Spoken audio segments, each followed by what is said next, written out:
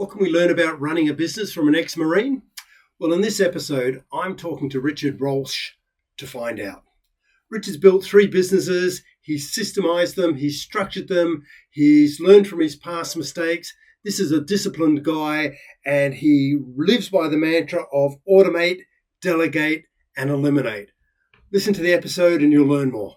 It's dedicated to helping business owners to prepare for exit so you can maximize value and then exit on your own terms. This is the Exit Insights podcast presented by Succession Plus.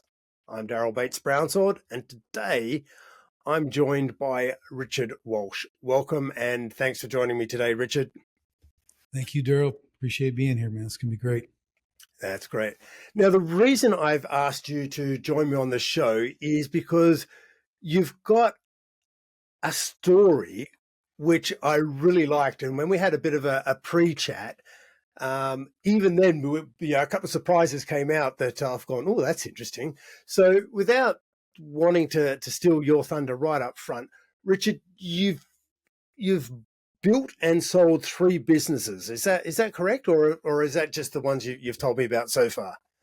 Well, no, that's kind of correct. I've built 3, sold 2.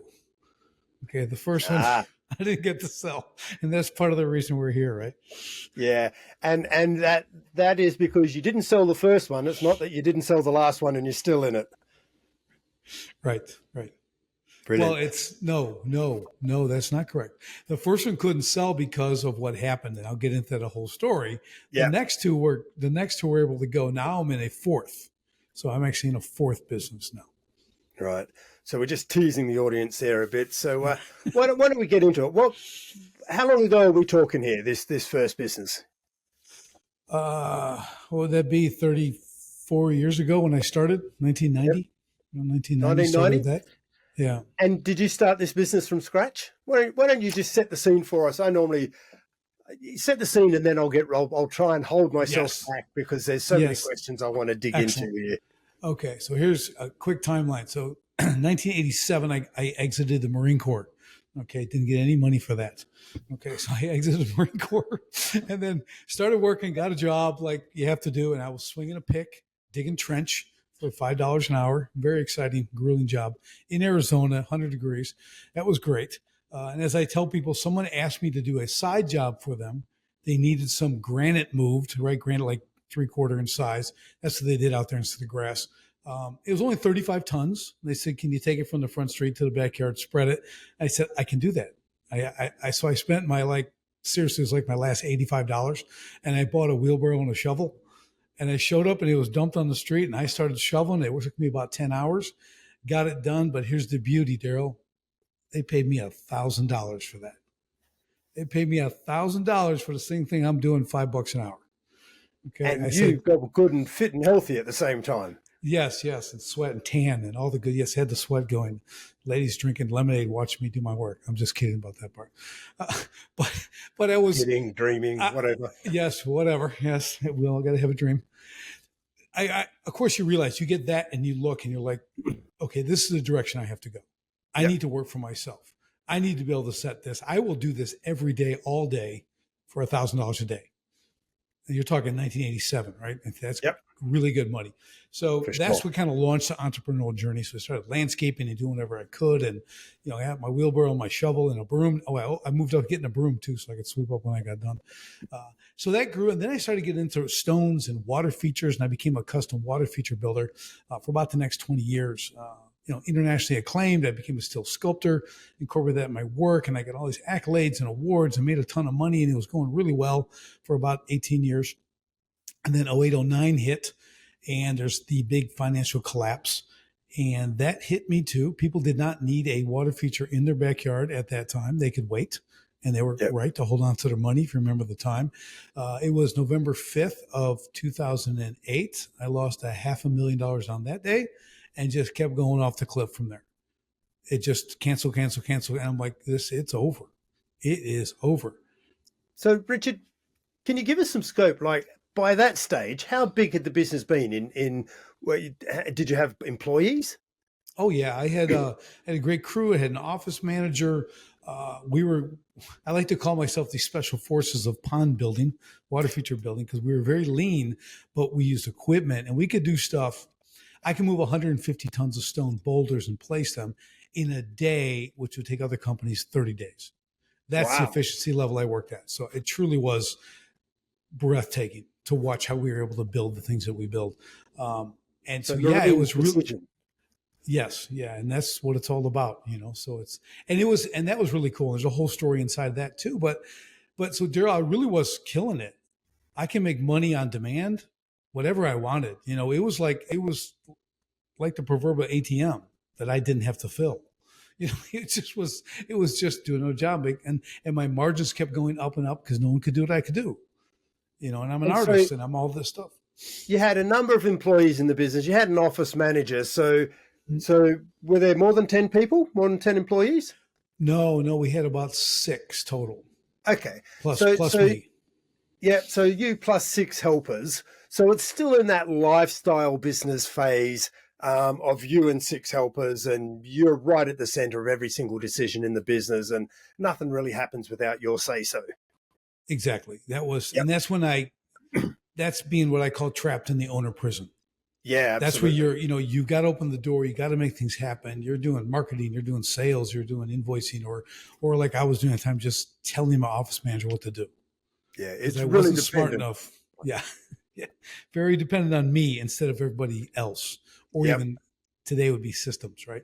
So that was a challenge. So the whole thing there with that 08-09 collapse, and I tell people because I have the luxury of looking back, right? And you know, I either Monday morning quarterback and all that, but really learn from those failures that I can't even blame the economy. Like I want to say it's because it all collapsed and it ruined me and it's all the economy's fault. But when I look back, I'm like, no, I didn't do a lot of important things I should have done, Yep. you know, and that's what really took me down. That's why I couldn't weather that storm. That's a tough pill to swallow, isn't it? Yeah. But I don't have a big ego anymore. It Back then got I had a beat really out of big you. ego. Yeah. So yeah, it got beaten out of me for sure. So you know, it was such an adjustment, an incredible adjustment to me because I lost everything. I mean, the home, I had 6 children, 4 years and younger, my wife, and now we don't have a home. I don't have a business that we had to, you're talking about starting over. I owned everything, but I was lucky at that time to get 30 cents on the dollar for everything. You know, so you're not Right. making any money selling your stuff. And I'd worked all Yeah. those years and it was just like, well, what do you do now? You know, and that was the problem. And what I realized was in my business became who I was. Okay. So Sure. my identity was my business. So if I didn't have, you know, a Rick Rock shirt on or a hat or something, you didn't know who I was, right? Every car, every vehicle, every truck was wrapped. It was all, you know, and it became my identity where it became the most important thing in my life, like achieving that business, doing well, getting, again, accolades, money, all that stuff. And I really had to come to the epiphany one morning in '09 that my children, I'd come home, they'd drop everything and run and attack me. I'd leave or stop in the middle of the day and I'd be leaving in my truck and one of my kids is chasing me down the driveway crying because I'm leaving. You know, and you look at that in the rearview mirror and you're thinking, man, what am I doing? You know, these kids don't care where we live, what I drive, how much money I make. They just want to be with me, right? They just wanted Yep. that attention, which I wasn't able to give them because I was like 15, 16 hours a day. So with that, that's why I'm like, I can't do this anymore because what's going to happen to my children is I'm going to ruin them. I'm going to ruin them. I'm going to ruin their lives because they're not going to have good relationships. Their marriages are going to fail because everything's going to be chasing that business dream because that's all they've seen. Yeah. Okay. Not even teaching them, but like watching me do this, watch that drive was so Yeah, you're difficult. So teaching that them was, by what you're doing. yeah, more is caught than taught, as the saying goes. And that is definitely true. So with the new business, I'm like, okay, first figure out what I did wrong, right? In the first one, because it was just shut down, right? So there's no exit, there's no sell, anything. Just, I mean, literally 30 cents on the dollar for stuff. So we could just continue, get a new place. And we had to relocate states and everything else. And that was good, but it really was now, well, what do I do? Because I know I can't work for someone. I am unemployable at this time. You know, you work for yourself for 20 years. You just, I mean, well, there's one caveat. I could be a great employee, the best you've ever had. I am the greatest employee you'd ever want till about month 12. And then I got to run your company. Okay. And that's just how I operate. So I'm really good. So I got to know so I'm like, I just have to do something new. Yeah. So we all know, right? All the entrepreneurs know it's my way. Just move over. I'll take care of this. But yeah, so I really had to, yes, you're doing it wrong. Not like that, like this. Okay. That's what we say. So that was really the thing. So I really had to examine and kind of connect the dots on what I did wrong.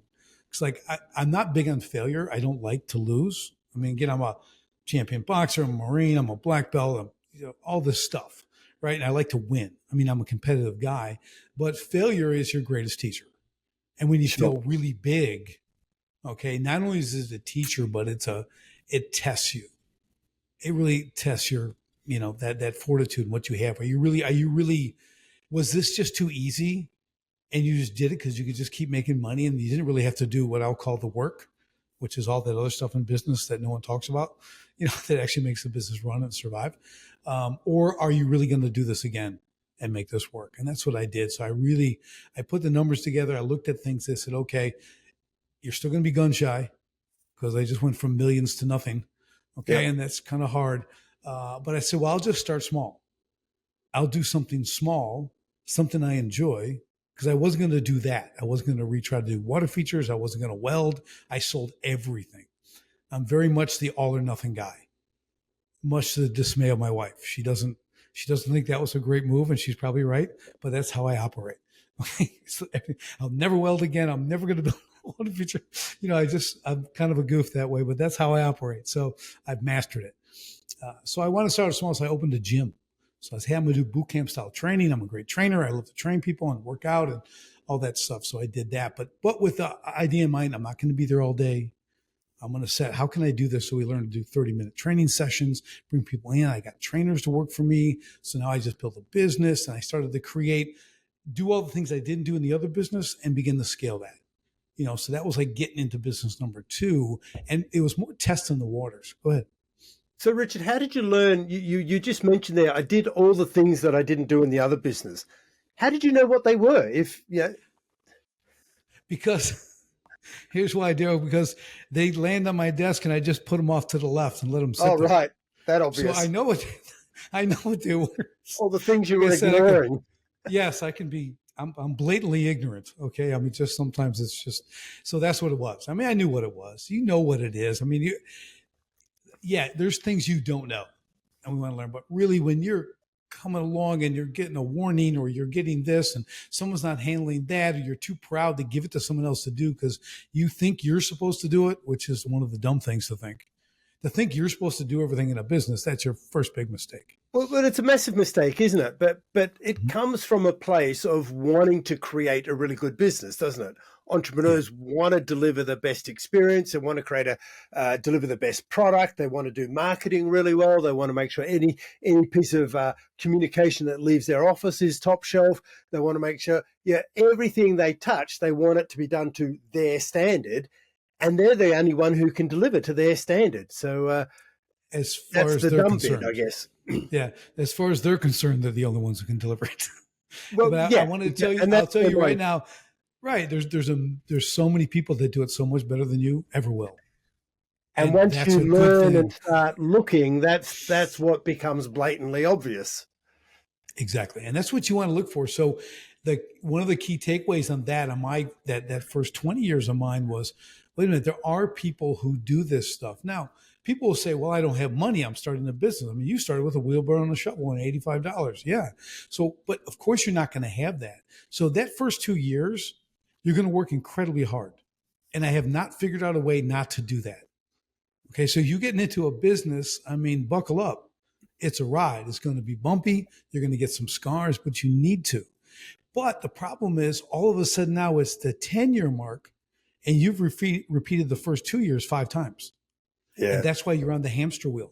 And that's why you can't scale, because you're still doing everything. You haven't, okay, I'll take the 2 years. I'm going to build, I'm going to generate a certain income, but let's talk exit strategy. So we go to the end, right? And I create an exit. What am I going to do with this new business or a business, right? I go to the end, figure out, okay, if I want to do this for 5 years or 10 years or whatever the number is, Then I want to say, okay, I'd like to exit with this much. I'd like to sell my business for whatever the number, million, 5 million, 50 million, whatever it might be. Okay. And I want to walk away. And at the same time, I want to build a passive income to replace my active business income. So what does all that look like? So if I reverse engineer that, if I start at the end, I can plan when to bring people on, right? I can drive the business. This can be my filter for how I make decisions and understand there's a plan, which in my second business, that worked for me, Daryl, because it made me slow down. Okay. I am a hard charger. Yeah. You cannot do things fast enough for me. Okay. And most entrepreneurs are built with that framework. I see. They want to go. They've got 1,000 ideas a day, and 200 of them are okay. But they want to implement all 1,000. They want to get everything done every day, and that's their pace. Yes, and as I said, everybody disappointed me because they couldn't do it as fast as I wanted it done. But horrible! It's horrible to beat it. So you have to train yourself not to be that way. Sure, and risk profile as well. Like entrepreneurs just don't seem to see risk. Right, well, because it's just the necessary evil. It's just what it is. It's just part of existence. So it'll be all right. We just plow through. Yeah, I'll just make more money. That was my mantra. I'll just make more money. I just thought I could just keep making more money, but eventually the house of cards falls. And all the money in the world doesn't matter. So it's kind of challenging, but it really is that. And we have this little saying I use: automate, delegate, and eliminate. That's like the new, let's take this path. I want to automate whatever I can in the business. I want to delegate everything else to the proper people, not just tell someone to do something and hope they get it right, actually have it laid out for them. Delegate that, then eliminate. Of course, that's redundancies, inefficiencies, but most importantly, it's eliminate you. Eliminate you from all this day-to-day stuff. Put you on just your 5%, the 5% of the business only you can do. That visionary work, that growth strategies, right? Looking for new markets, bringing in the big fish, that kind of stuff. That's what you do as the owner. So when we talk about slowing things down, utilizing the exit strategy you put in place, all of a sudden you have a timeline. The problem I found, Daryl, was when you are the entrepreneur, you can, and I used to love this term too, ignorance on fire. You can be ignorance on fire, man, and you can get things done. You can go places, right? And a lot of stuff's going to get burned up in the process, but you're going to get where you want to go, right? So ignorance on fire was a lot of fun, because that's like an excuse to just be crazy and go and get things done. But I extinguished that, to use the fire term, right? I put that out and said, when I reverse engineer my exit strategy and I build it exactly how I want it, I follow these steps because I understand there's a timeline. So when I get to month 3, am I there? It's very measurable. Right. And just like any good business, any system, they all want to be measurable. You want to be trackable because that's how you see how you're doing. So it causes you to really slow down. Now, of course, I had been bitten really bad, right? I've been hit hard for the first 20. So it gave me a little extra incentive to pay attention, but it really made a difference. It really put balance back into my life so I could focus on a few other things as well. So can we get a little more granular, Richard? Like you said, I want to delegate, I want to automate, I want to eliminate. What sort of things we're talking about here? At this stage, you're owning a gym. It's easy to say, hey, look, I want to automate my workflow processes. And we can see today with, a lot of apps and online tools that can, create tasks and create workflows. But delegate from what I've seen is one of those things where I guess a lot of entrepreneurs get bitten. And we've had the conversation on the podcast with a number of people, and they talk about, well, I didn't really delegate. What I did is abdicate. And I just sort of gave the task and then to someone who was supposedly well-trained. How did you handle that? How did you delegate and maintain control of the process at the same time? So here's what you have to do. I'll give you the exact steps. When you do this, your life is going to be so awesome. Okay. So before you delegate, okay, you have a position, right? So you're going to delegate a position. I don't care if it's office manager, admin assistant, site foreman, whatever it's going to be. You're going to take that position and you're going to create its job functions. Yep. All the what it is, what they do. It could be 7 things. It could be 70. Okay, whatever that is, and it doesn't mean every day, but you know what I mean. Here's all the stuff you're responsible for. You create Get that really first. granular on the what you want them to be accountable for. Here's the standard. I want you to perform it. If you keep performing it to that standard, I won't interfere. Exactly. You want to give them a lane to operate in. Yeah, Okay. Elaine. Okay. Then you're also going to build the how to do it. Yeah. See, everyone gets the what. That's okay, but then you have to do it the how, the Richard way, not the John way or the Sally way. It's the Richard way. So I'm going to teach you how to do the what, and then I build training for that as well as part of the automation. So once you've done that, if you hire someone who's, let's call him a job site foreman, okay, you hire him, they know how to run a job site, but they don't know the way you do it, right? They don't know the intricacies. So now you've built that out. You can take someone with competency, you can drop them in that lane and they can run. And here's the final piece to that. You also have to give them the authority to do that. It's just not a job. They have to have a level of authority because they're either instructing other people, they're in charge of something. So they have to know that they matter in what they do. And if they are above other people, right, that authority has to be established again, because they're able to perform their job to the best. So you have high accountability. They can't say, I didn't know. You never told me. Right. So that alone is how you're really going to perfect delegation. The problem is most people don't want to do that work before they hand it off.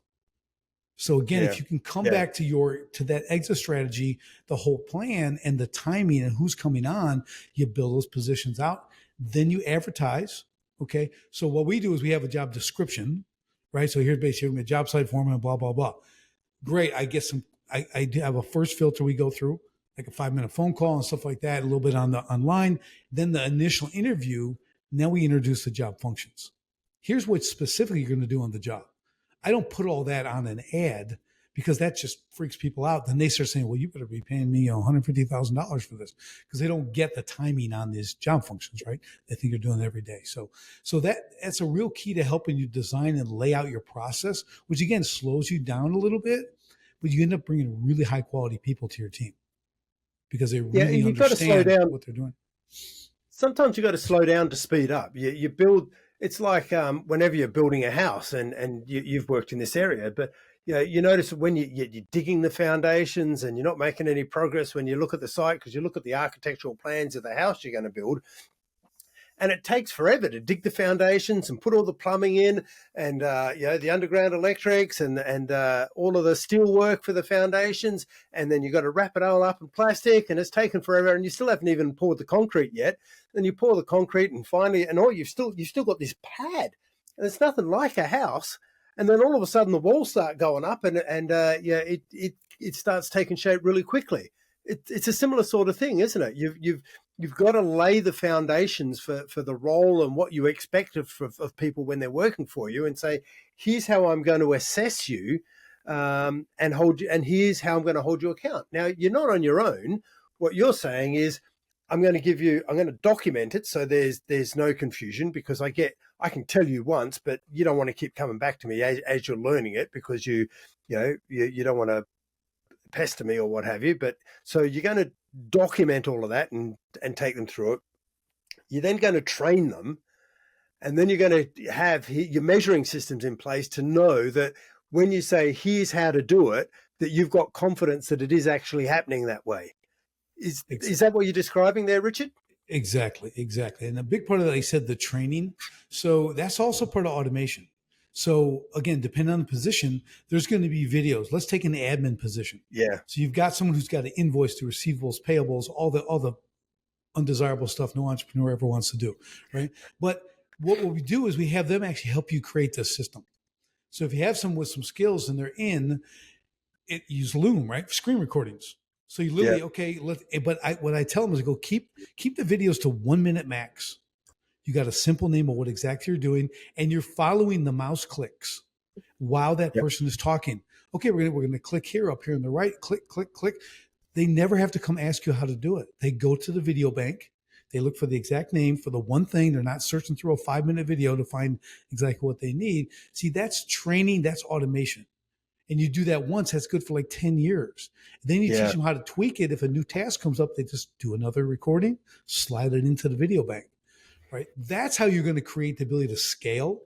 And when we talk about exits, Now you're automating and systemizing a business that someone else can walk into, own, but not have to rebuild. It'll run on its own, right? We have those people in place that can now do that. They can do that work without having to, again, walk in your office, knock on your door, go talk to Jim over here. How do you do that again? They have their own place to go for that training. You can do that for every position in the company. Totally. And since we're on the topic, one of the things that I've found that's really helpful with that documentation is an AI tool called Scribe How. And that's sort of like Loom on steroids. You can it just tracks your as you go through the system or showing that the process, and it just documents it for you. So you get the video and the documentation in one. It's a really helpful little tool. I'm 100% with you. We're doing that with my coaching program. I record coaching calls in this AI tools, like create a program. They like get all the highlights and it's like in minutes. The stuff is done, but it would take me a week to go through that and rebuild a module or program. So yeah, there's tools out there now, Daryl, that it's mind boggling. From what I did 1990 or didn't do, you're not going to make stuff. You have to embrace those tools. I guess that's the big thing. You need to embrace those, figure it out. It seems uncomfortable at first, but holy cow, are they amazing. Yeah, you just got to remember to use them, is my experience. Okay, so we've built the business and we're in the gym and we've gone, okay, so now I'm going to delegate. I'm going to get really clear on what I'm asking people to do. I'm documenting it. I'm not just documenting at the what level of detail. I'm documenting at the how level of detail as well. So perhaps really quite procedural as well as systems and workflows. I'm using automation and latest technology as much as possible to help make life easier. And whenever there's duplicate tasks, we may as well create a process around it. I'm creating training, or when I say I, it's the royal I, isn't it? It means you. So you're creating the training for here's how to do each of these hows. And you've got some videos and, again, real process stuff. I imagine you've got some sort of online storage platform that makes it really easy to find all of this stuff. You've done that for, I imagine, every role in the business. So you, by the sounds of it, you've designed the role first and then appointed someone to do the role. So it's really the Richard way of doing things. I'm guessing when you've employing people to follow a role in a systemized process, you don't need the most expensive creative thinkers out there. You get people who are quite happy to follow a system and go, okay, well, here's how Richard wants it done. I can do that.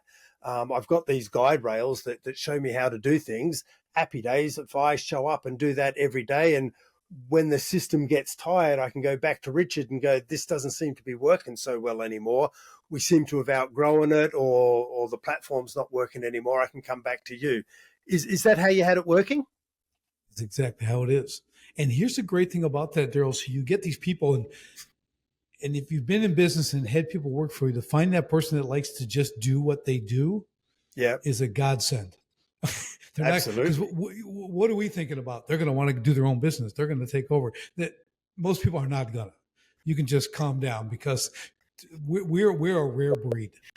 Okay, so most people want to do their job and they want to be accountable, and they just want to do it well. That's a really important point, Richard, because I talk to a lot of business owners as you do. And one of the complaints I get is, why can't I just get good help? Why can't I find good people? Why can't I get people who think like I do? Well, the people who are thinking like you do are all running their own business. Like, you want to get people who don't think like you do. You get people and you show them, you systemize, and you can show them what to do and give them some guide rails. And and that gives them enough scope for what a lot of people are really looking for, as you suggest. Yeah, people don't want mystery. They can have mystery in a book.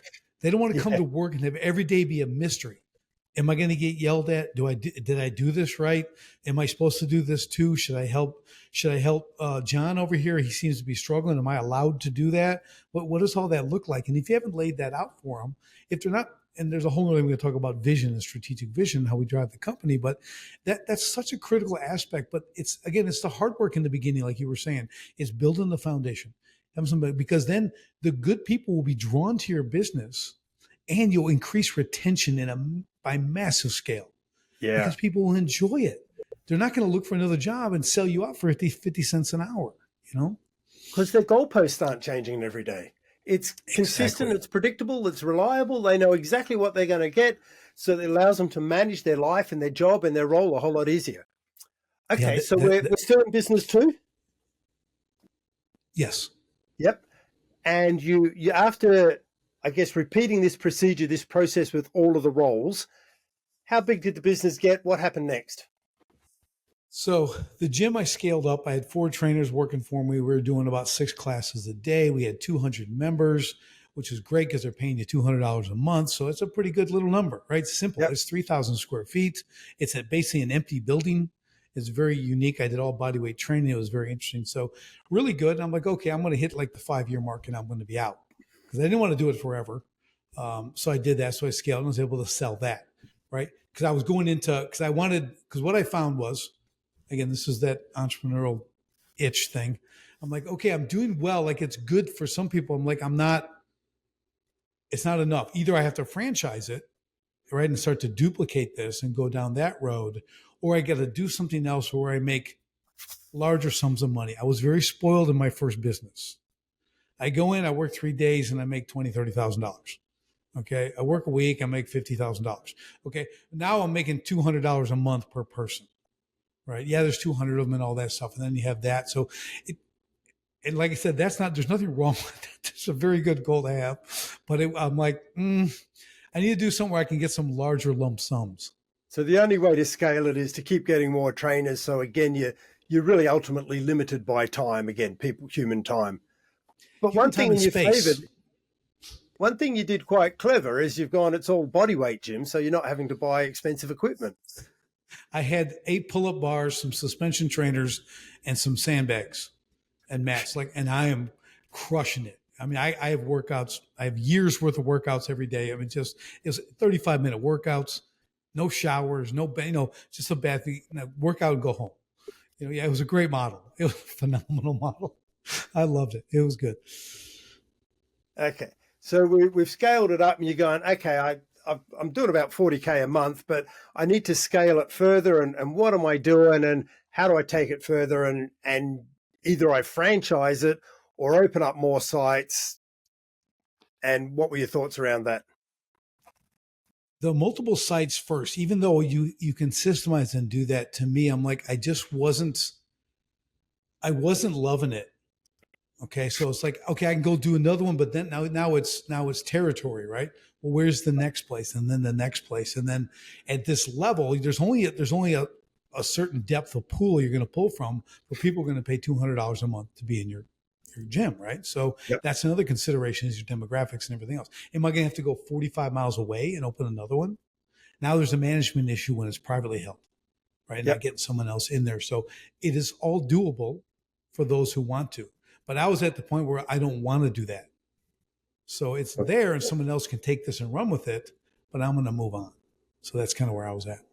Okay. So is that the point you decided to exit? Yes. And what process did you follow? How did you take it from there? So the first thing was, well, do I get a business broker? Do I get a valuation? Let's take this through. So I brought in some experts and they told me, okay, you can get this, you can get your 3 times EBITDA, you can get this and the usual stuff that you hear. I'm like, okay, should I find someone who's really into like the gym thing? Okay. So, cause there's 2 ways you can go, right, Joe? You can go get me a business owner. Yeah. Who understands this is straight up business. They're going, or get a guy who loves to work out, is a trainer, wants to start his own business, will take more risk because he's unaware. I mean that in a loving way. Yeah. You don't know, all been there, right? And do that. So I'm like, well, I'll entertain both. Let's see what we can get. Right. So I end up going with a trainer. Okay. Someone who wanted to take over buy the business, who had resources to pay that. And I'm going that way. So we had the skills and everything else to take it on. And that was really the way it went.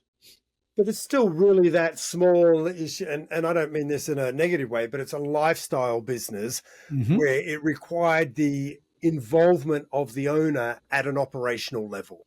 Exactly. Yeah. So looking at that, and that's an important distinction, right? Because just as you mentioned, there's all these different levels, right, that businesses move at and operate at. So it's all, the really thing is that's what I set it to do right from the beginning. I'm going to make it this way, my minimal involvement, but still pretty involved. Yeah. Right. Like I'm still I'm really steering the ship, on a daily basis. So, and again, there's nothing wrong with it if you understand that's the direction. The problem is people don't understand the direction. Then they are completely deflated when the time comes selling. They're not getting what because everyone thinks they're worth a lot more than they are. And Richard, how did you find the business valuations came about? Like, how did people value it? Did they see any intangible assets? Did they see it just as a cash flow business and just a simple multiple of cash flow or profits? The method that I took was, because I know the industry so well, it wasn't just going to be numbers. Because you have to be into it, right? Because you can do numbers, but you're working with people. It's a service business. Yeah. So someone had to like the product. Exactly. They're okay if they get, and I'll tell you one of my hangups. I train very hard. I am a nut job, right?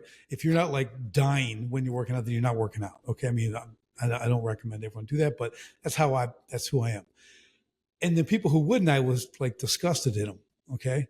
But you know what I didn't take into account? Their money's green too. Their money spends exactly the same as the other people. And if they want to, and I realized I had to go with like a professional sports analogy. I said, you see those stadiums filled with 50 and 100,000 people watching 20 people work out? They're not working out at all, but they're paying a whole lot of money to watch them work out. So why can't people come to the gym and just pay money to be around people who want to work out hard? So I made these little elite groups inside, and you could be there and you're doing 5 push-ups and doing 50, but who cares? Yeah. Okay. Cause you're there. So there's a different mindset there, but back to the person who you have to be wanting to help people. You want to see results, right? You want to help people get healthier and stronger and fitter and all that stuff. So I try to really tailor the sale to that, because that's how it's going to succeed. And again, it's not my job if the new owner succeeds or not, but I still feel this responsibility because I created this thing and I want this to continue. The business becomes more valuable the more you de-risk their success. Mm-hmm. Mm-hmm. Right. So, and that's what it's about, right? Yeah. Okay. Yeah.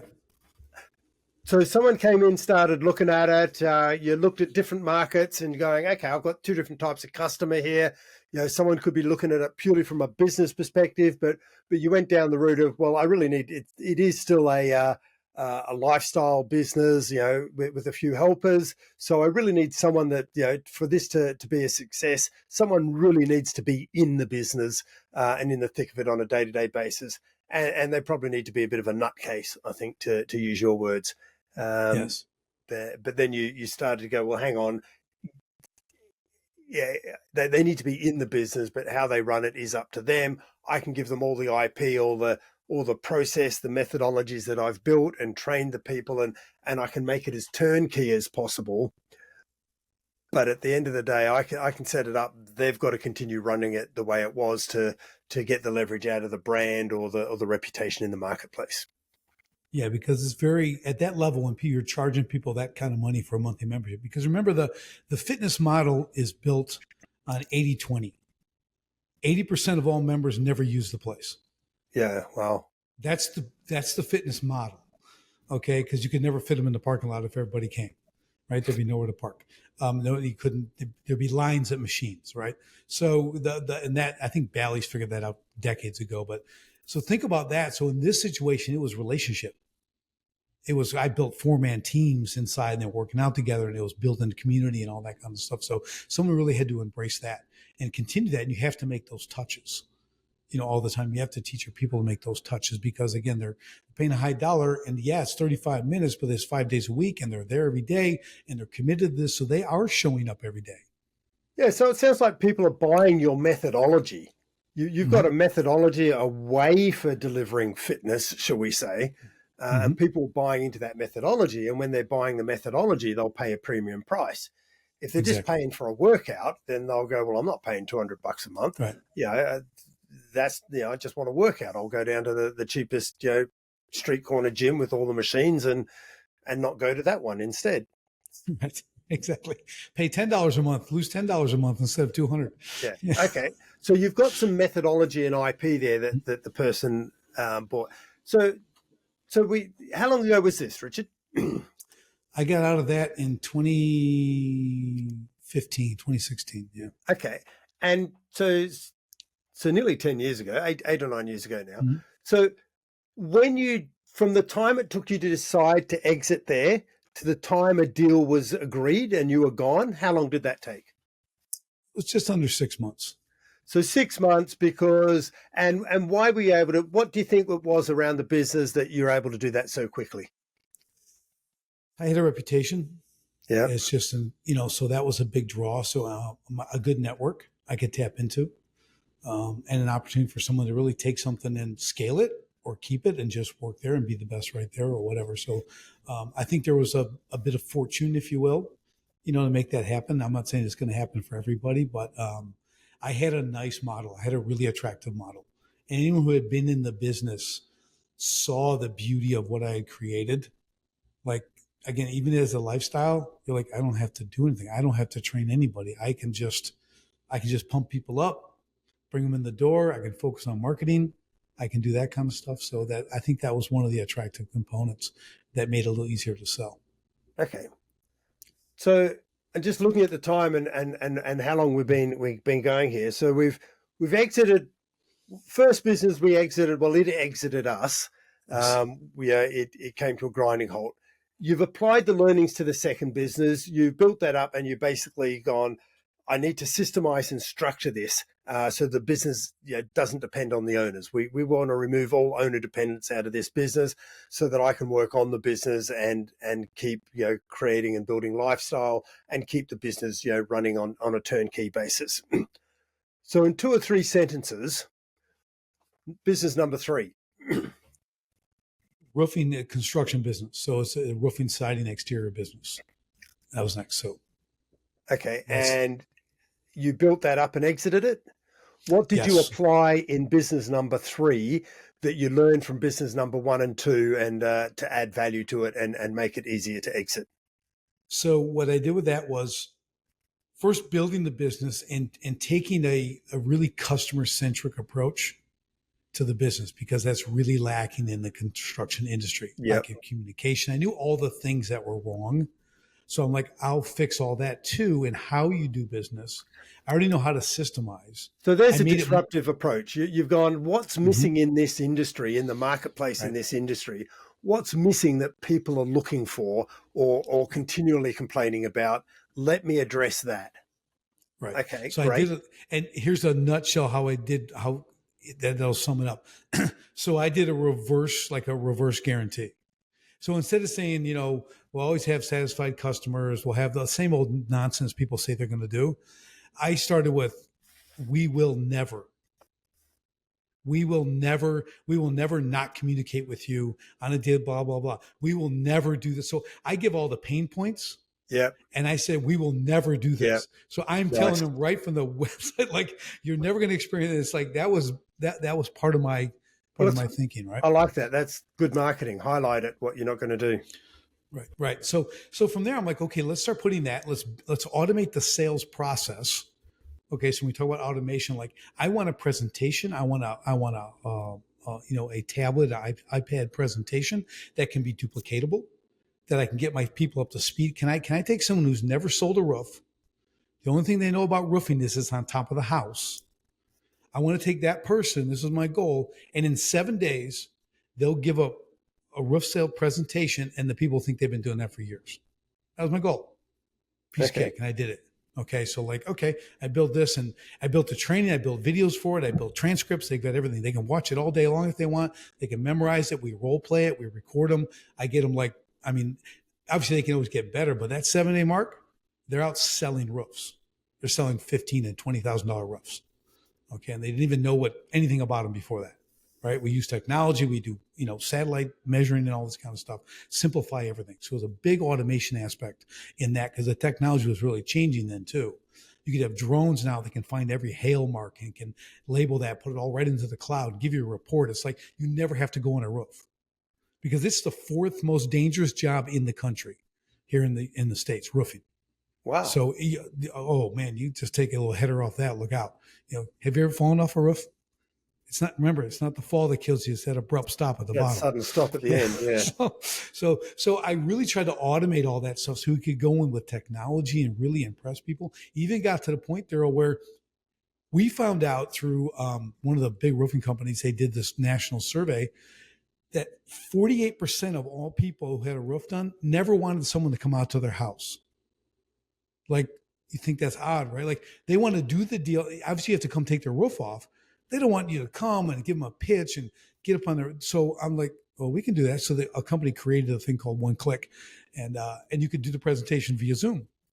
You do it right over there, and you can sign all the contracts, and you can give them all your satellite imagery. You've got all this stuff that's done. You walk them right through it, sign it, come out, verify, and then here we go. So again, just really took advantage of technology so we could scale.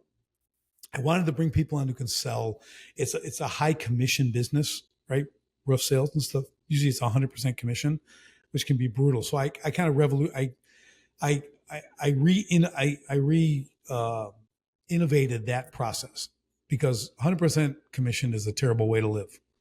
Okay, is brutal on people. Now, they still have to perform. Yeah. So I flipped that. I did a lot of changing in that to make that work too. Again, to attract quality salespeople. So go back to the other principle where I said we made the lane, job functions, the hows, the what, the how, the training. I created all that because other companies, will go sell. Just go start knocking on doors. Like, you got to be kidding me. So those people don't last. The average salesperson would sell, I think, $300,000 a year in total retail sales, right? And they're making like 5 to 10% off of that as a commission. They're making $30,000 a year. That's the national average. Tough, hard. Okay. Gig. Yeah, our guys are 7-figure guys. We sell $1 million plus a year. That's our goal. We don't 300,000. You're fired. You don't work here. You're not following the system, right? So we've created a system and a process. So that's very attractive, right? So the whole point of this is, as I came in to do that, again, I never tore a shingle off a roof. I didn't do any of the work. So I went complete business. Right. I don't care. I'm not going to work. I don't want to be on a roof. I get it. I know what it is, but I don't need to. So I really put it to the numbers, tracking, training, all the measuring, everything else, and started to scale that way. Closing deals. Okay. And that was, for me, Daryl, that was kind of the fun part, building all that, putting all that together. And then beginning to scale. And then back to what a scale looked like. Same principle. Do you have one office? What kind of territories can you work per office? And we had to decide what we're going to do with that. Is this a duplicatable system? Absolutely. We're going to take it that way. So that was kind of the route we went with. That was, okay, let's get this ready to scale. Let's prepare it so that I can scale comfortably. That was the goal, right? Because a lot of people can scale, they grow, and they grow quickly. And then what happens? They really don't have the systems and processes in place to handle that kind of weight as they move forward in other territory and everything else. So the common theme is leave nothing to chance. Systemize everything, train people in it, create frameworks so they know what to do. They know what the expectations of them are and the guide rails. You've shown them how to do everything. So if they follow the process, they're going to do the job right, and then it'll work for the business. And you've done this over 3 businesses. Every time you've got faster by the sounds of it, and you've got slicker, and you've gone to more detail, and you've taken the systemization and the automation rather up a level each time, if I'm summarizing correctly. So perfect. The roofing business, are you now out of that one? Yes. Okay. And how was that valued? It was really good. So here's how this works in that industry, because initially what people thought was it's always the next job.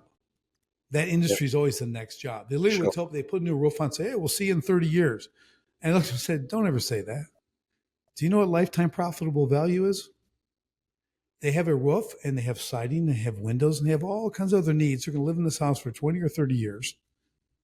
They're worth six figures to me minimum, okay, over their lifespan. So so I created, nurture campaigns, stay in front of them, first of mind, referral programs, all kinds of great stuff. So it's always about, if they buy from you once, they'll buy from you again if it's a good experience. Right. So what I did, my thought process was, okay, let me develop lifetime profitable value, LPV, and let me put that into the numbers. Let me quantify that. Here's my ideal client profile, right? Here it is. Here's what they own. Two garage home, 2 homes, 3 kids, all the stuff, right? This kind of level of money. They love their home. They're going to do more things. So I started to quantify those numbers. Now, when you have an email list of 5 years servicing 100, 150 accounts a year, maybe more than that, 200, 300. Now you start to have that plus the ability to get new accounts. Now you can evaluate that. So the lifetime profitable value is part of the valuation because you have this customer list, right? Well, future revenue is more predictable, so you're reducing the risk of ongoing revenue. So that all helps to increase the valuation. Sweet. Yeah, exactly. So that's the process. So again, the part that I liked about that was really thinking of all that stuff and putting it together and understanding what it looks like, but then how do you put it together, right? And put it into a package, that can be duplicatable, that anyone could come in and do that. Because I wanted a person like me who maybe's never been on a roof, and I was looking for the business owner now. Yeah. Right. I wanted someone to come in now and run it. You've got foremen, you got installers, you got all that's taken care of using subcontractors, things like that. So I want someone to come in and run the business. And not be the Mr. I'm carrying bundles up the ladder to show him a tough guy. You know what I mean? I want the guy who's in the office talking to high level stuff, growing a business. And that allows you to sit back and slot into that chairman style role and run the business via remote control. Exactly. Yeah. Exactly. So Richard, you've done it 3 times. I'm guessing you're just sitting back, resting on your laurels now. Just living the good life. Yes, I am. No, I'm not. I'm not that kind of person. I'm all or nothing. I'm a nutcase. No, I am now coaching businesses. So my big movement, Daryl, is to help 10,000 business owners create freedom, profit, and impact in their business. The freedom, that systemization, all that hands off. So that freedom, they still have a business, but also to make profit, right? We want to be profitable, like real net profit. Real money you get to keep, a business you can build and sell when you want or if you have to. It's something that's actually of high value. And of course, the impact is how you're affecting your people, what you're doing with your customers, how that whole journey looks. Is far more rewarding for me because I want to get people out of the owner prison. I want to get them out of that being shackled to that job every day, having to turn that key, open door, tell everyone what to do, and to the phone calls all the time at home, being pulled away from their families, and that's my real mission now. That's really what I'm focused on, and I'm loving it. So helping people do what you learned over 3 businesses. Exactly. Beautiful. Take my 30 years and let's do it in a couple for you. And where are these people located that are ideally going to benefit from, be one of these 10,000? So my ideal customer profile for that is someone who owns their business. They have 5 to 50 employees. 5 to 50 employees are doing about $1 million gross a year on there. And again, there's no real limit on the ideal. A big niche of mine is the construction and trades industry, service and trades businesses. That's a focus, probably between about $1 and $10 million gross annual. I deal to about 30, and we'll scale them to about that point. That's kind of our niche. That's where we're at. So, yeah. Okay, beautiful. So, Richard, how do people? Well, before we jump into that, we've talked about the systemising and the structures and the training and the delegation and the monitoring of business processes that you put in place. If you were to pull it all together, what's the key theme that you want people to walk away hearing from after listening to you today? You got to focus on the end. Focusing on the end. build that exit strategy. So if you didn't do it before you started your business, which is the best time to build an exit strategy, do it right now. Yep. And build it, because it'll become the ultimate business filter for you. You won't be distracted because you're focused on getting to the end. And I always tell them too, if you get to the end, you're having a really good time, you're making great money, and you don't want to get out, you do get to move the goalpost. Yeah. And you can do it for 5 more years. So it's a beautiful thing. So really focus on that to give you your freedom to really do what you want when you want. Beautiful. So we'll put all your contact details in the show notes, but I think you also mentioned you got a book. How do people access the book, and what's it called? It's called Escape the Owner Prison by Richard Walsh. You can grab it on Amazon. Just look for it there. And what I'd love to offer, Daryl, is if you go to sharpenthespiritcoaching.com, which is my website, shoot me an email and mention you're on Daryl's program, you're on Exit Insights. I will send you the audio version of this book for free. And yes, you get to listen to me speak for like 2 more hours. I love it. Richard, that is brilliant. I'm so thrilled with what you're doing and how you're helping other business owners. And I really appreciate you sharing your exit insights with us today. Well, I love being here. Thanks so much, Daryl. I appreciate the opportunity. I hope you enjoyed this episode of the Exit Insights podcast. If you haven't already, now's a good time to subscribe and get notified of all future episodes. Now, if you're planning to exit and sell your business one day, you want to be sure that it's exit ready, when you're ready to exit and with the numbers that work for you. Now, this is going to need some planning. Now, the Business Sellability Scorecard is a good place to start. Just answer a few short questions about your goals and your aspirations for your business and your succession, and you'll get a report and a score for you, your business, and your numbers. As many of our guests have already said, don't wait until it's too late. Don't wait until you're ready to sell. Start your exit planning now to make sure that you're one of the 20% of business owners who successfully exit their business.